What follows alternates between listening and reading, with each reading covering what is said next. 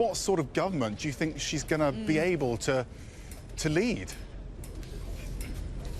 Well, this is the crucial question, Max. I mean, at the moment, the way things stand with the numbers, the Tories, the Conservative Party, could theoretically form some kind of coalition with the DUP from Northern Ireland as well. But you have to remember that Theresa May, the Prime Minister herself, she was the one who said that if she loses her majority, she has lost her authority. And that is absolutely key. She's lost that majority. She didn't have to call an election. The snap election was called probably largely against her own better senses, if you like, 7 weeks ago. She is a very sensible, stable politician who isn't known for taking big risks, but she was advised that she could call this snap election, that she could get a massive majority of up to 100 seats or something like that, and really push forward then the Conservative agenda within Parliament, and crucially, of course, go to Brussels for those Brexit negotiations due to start in just 10 days' time with a strong mandate from the British public, and then to be able to fight for Britain and get the best deal for Britain as well. That doesn't happen anymore.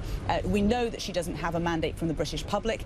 She has lost her majority, while she might be able to form some kind of coalition, the question then is that with a minority government, can you actually get anything done? We've just been talking to John McDonnell, the shadow chancellor for the Labour Party, who's obviously pretty tired but in a jubilant mood as well, given the fact that the Labour Party did so well comparatively to the Tories last night. Now, he was saying that there is absolutely no deals that the Labour Party will do when it comes to forming a minority government. They will not speak to the SNP in Scotland, for example.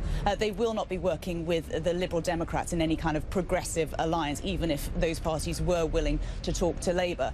The Tories, at the moment, we think that they could indeed be talking to the DUP, but whether those conversations are going on right now or not is still unknown. And that, of course, is largely because Theresa May is still yet to potentially decide, certainly to announce, her own personal political future. We are expecting around 10 a.m.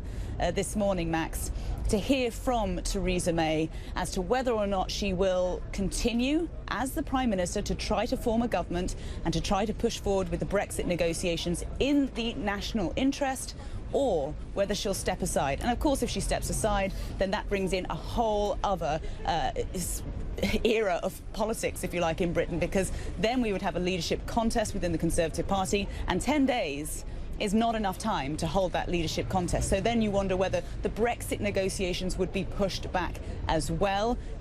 You'll remember, of course, that Brexit was only going to take 2 years. There is a cut-off point from when Britain and the remaining EU members have to have some kind of deal in place, or there is just no deal. So much is at stake here. The makeup of the Parliament behind me and what that will look like, who will lead it, and also what happens for Britain going forward with Europe. It's all up in the air at the moment, and just about an hour and a half until we at least hear the first part of what might come, and that is from Theresa May herself, Max. Yeah, pretty gloomy atmosphere, it has to be said, here in Downing Street.